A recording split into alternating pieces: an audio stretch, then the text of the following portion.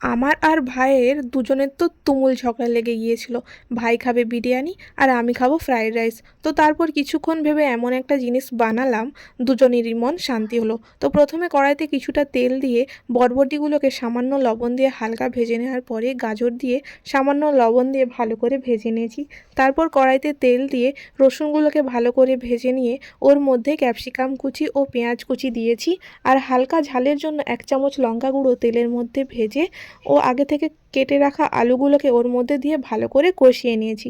এবার বাসমতি চালগুলোকে 80% মতন কুক করে নিয়েছিলাম, ওটা একটা হাঁড়ির মধ্যে দিয়ে ভেজে রাখা সবজি আর আলুর মশলা দিয়ে ওর ওপরে পরিমাণ মতন চিনি ছড়িয়ে দিয়েছি, অল্প বাটার দিয়েছি, তারপরে দিয়েছি ধনিয়া পাতা ও একে একে একটা লেয়ারের মতন বানিয়ে দিয়েছি। 2টো লেয়ার বানিয়েছি।